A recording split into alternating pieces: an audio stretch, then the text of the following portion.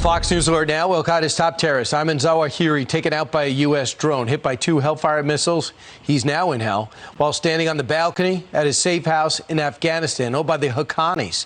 Critics include our next guest question why was he so comfortable out in the open, and warn that the group may be getting stronger just 1 year after the botched withdrawal. Former Green Beret commander, a National Guard colonel, Congressman Michael Waltz joins us now.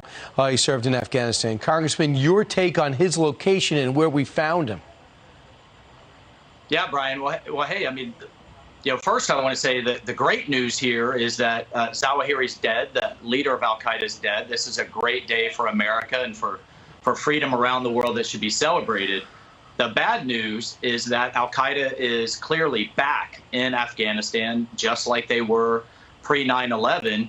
And not only were they back, he was staying in the guest house of the Taliban's interior minister, Siraj Haqqani, a notorious terrorist that I've personally targeted over the years and tried to kill, and was the Taliban's main interlocutor with Al-Qaeda. So you add on top of that the intelligence community repeatedly briefing us in Congress that Al-Qaeda fully intends to hit us again, are developing the capabilities to do so.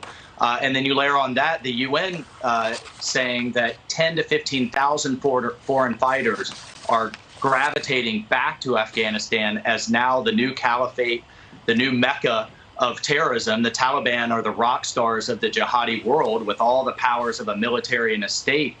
And while on the one hand this should be celebrated, on the other hand we should all be ringing the alarm bells that Al-Qaeda is back, and Afghanistan, despite the Taliban's broken promises, is once again a safe haven for terrorism. John Kirby says he doesn't think there's many in Afghanistan, even though the UN says they're in 15 provinces. When you say you think they're coming back, what numbers do you think are there? Well, the UN is saying 10 to 15,000 foreign fighters are gravitating back. Remember, it only took 19 to plot and plan and hit 9/11, and I mean to hit the New York and 9/11 and the Pentagon. But I think the bigger piece is the inspirational aspect of it. Are they going to start inspiring attacks once again, like we had in San Bernardino and we had with Pulse nightclub? I think the other piece, Brian, is we have to keep our foot on their necks. We have to keep the infrastructure in place, the intelligence, the drones, the bases, to continue to be able to do this. Right. And yet in the budgets that the president's sending to the Congress, that's not the case. So on the one hand, this is a victory, but on the other hand, we got to make sure it's not short-lived and that we can continue to keep up the pressure. So Iran is not only not signing on to this nuclear deal, which they're crazy not to, that's about to expire anyway. They're declaring that their nuclear missiles that they said they don't have could actually turn New York into a hellish ruins. That would be where I'm at right now. What do you take with that bravado? Yeah, well, you're going to continue to hear this kind of tough talk from the new, even harder core Iranian regime.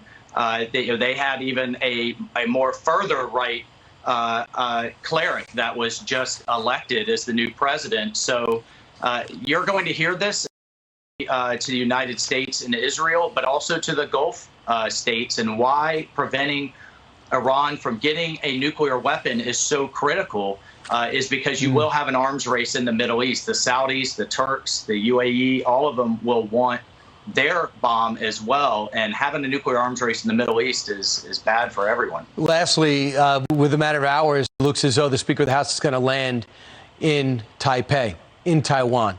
And we saw that video display that Tom Cruise said was a little over the top yesterday of everything that China would do to us if this happens. I'm not really sure what to take of their bluster and the video, but in the big picture, how reckless of a policy.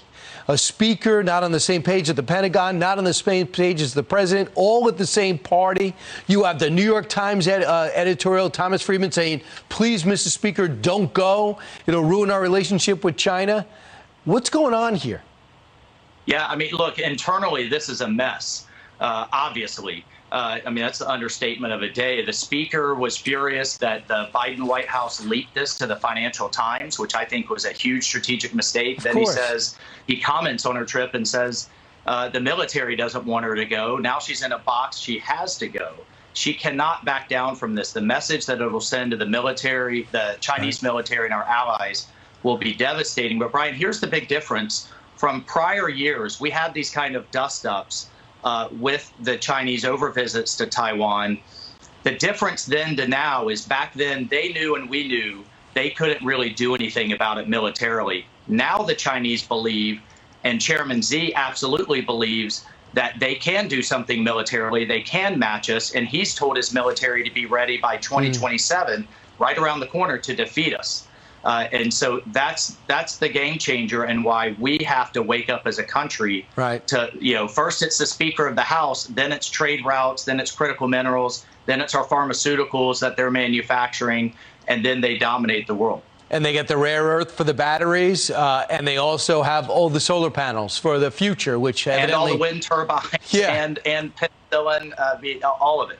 Right. That's right. Real quick, 20 seconds.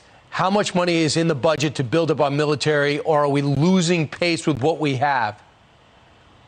Well, what Biden proposed was a 4% inflation rate. So that was, you know, essentially a 5% cut to our military, which is tens of billions of dollars. The Congress restored that in a bipartisan way, but that only gets us back to even.